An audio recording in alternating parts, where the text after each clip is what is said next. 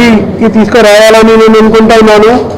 ఒకటి, ఇంతకుముందులాగా ఈ సంవత్సరం కూడా ఆడపిల్లల ఉత్తీర్ణ శాతం మగపిల్లల కంటే ఎక్కువగా ఉంది. అంటే సెకండ్ ఇయర్లో చూస్తూ ఉంటే ఓవరాల్ ఉత్తీర్ణ శాతం 78% అయి ఉంటే ఆడపిల్లలి 81%, మగపిల్లలవి 75%, 75% ఉంది. అదేవిధంగా ఫస్ట్ ఇయర్లో ఓవరాల్ రిజల్ట్ 67% అయితే ఆడపిల్లలి 71% ఉంది, మగపిల్లలది 64% ఉంది. ఇది జనరల్ స్కీమ్లో ఈ విధంగా దాదాపుగా ఒక 6-7% ఎక్కువ ఆడపిల్లలు వాళ్ళ రిజల్ట్స్ని సాధించగలిగారు. రెండోది, మరీ ముఖ్యమైనది, పరీక్షలు ఎవరైతే పిల్లలు ఉత్తీర్ణమయ్యారో ఆ విద్యార్థుల్ని వాళ్ళ తల్లిదండ్రులని నేను అభినందనిస్తున్నాను. కానీ మరి ముఖ్యంగా పరీక్షలో ఉత్తీర్ణం కాలేని పిల్లలు ఎవరైతే ఉన్నారో వాళ్ళ కోసం కూడా ప్రత్యేకంగా నా భావాన్ని మీ ముందర వ్యక్తం చేస్తూ ఉన్నాను. ఈ ఏదైతే వాళ్ళకి ఇబ్బంది కలిగిన సమయంలో ఇంటర్మీడియట్ బోర్డు, ఈ మండలి అధికారులు అందరూ మీ అండగా ఉన్నారు. ఈ ఒక ఫలితం వల్లే మీ ఫ్యూచర్లో ఏం మీరు చేస్తున్నారో చేస్తారో ఏమిటో అనేది డిసైడ్ అవ్వదు. కాబట్టి దయచేసి ఎట్టి పరిస్థితుల్లో కూడా ఎట్లాంటి క్షణిక ఆవేశంతో కానీ ఏదైనా డిసప్పాయింట్తో కానీ ఎవరు కూడా ఏటువంటి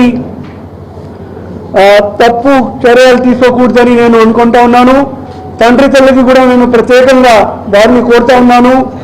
ఈ సమయంలో రిజల్ట్లు ఎట్లా వచ్చినా సరే మీ పిల్లలకి సపోర్ట్ చేయండి, మీ పిల్లల్ని సపోర్ట్ చేయండి, వాళ్ళకి అండగా ఉండండి.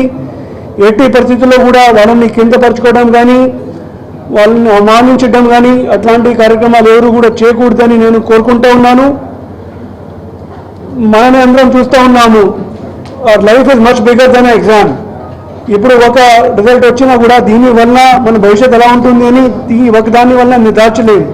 రేపు పోటీ పరీక్షలు కూడా రాబోతూ ఉన్నాయి. అప్పుడు కూడా కొంతమంది అనుకున్న ఫలితాన్ని సాధిస్తారు, ఇంకా కొంతమంది సాధించలేకపోతారు. కానీ అప్పటికీ కూడా ఏమిటప్పటికీ మన చేతిలో మన మటుకు ప్రయత్నాలు చేయడమే మన దగ్గర ఉన్నటువంటి ఒక ఎబిలిటీ.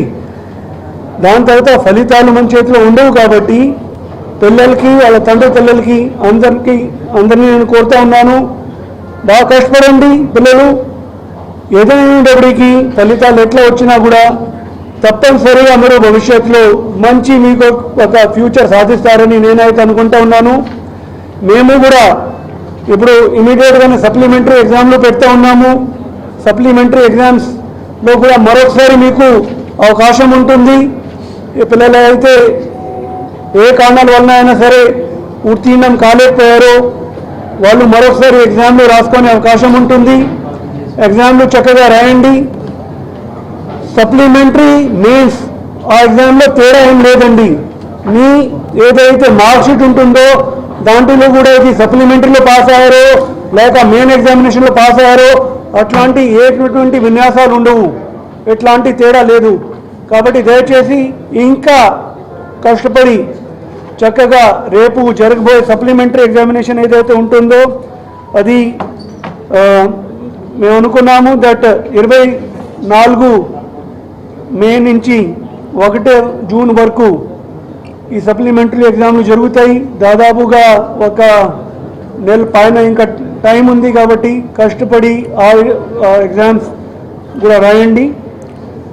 చివరిగా ఐటీ మార్చ్ 2024 పరీక్షల్లో విజేతంగా దాన్ని నిర్వహించుకోవడానికి కృషి పడినటువంటి మా బోర్డు సిబ్బందులందరికీ, అట్లానే ఫీల్డ్లో ఉన్నటువంటి మా జిల్లా స్థాయి అధికారులు, అట్లానే టీచర్లు, లెక్చరర్లు వాళ్ళందరికీ నేను ఈ సందర్భంగా నా కృతజ్ఞతల్ని తెలియజేస్తూ ఉన్నాను.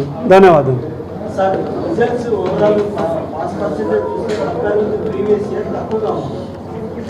ఫస్ట్ ఆఫ్ ఆల్ ఇది తక్కువ కాదు, కానీ ఇప్పుడు మేము కంపారిజన్ అనేది చేయబడలేదండి. అలాగే ఇప్పుడు మోడల్ కోడ్ ఆఫ్ కండక్ట్ కూడా ఉంది. కాబట్టి మనం ఎట్లాంటి ఇంకా ఏ విషయంలో కూడా ఎట్లాంటి కంపారిజన్ చేయకూడదని మిమ్మల్ని కోరుకుంటాము.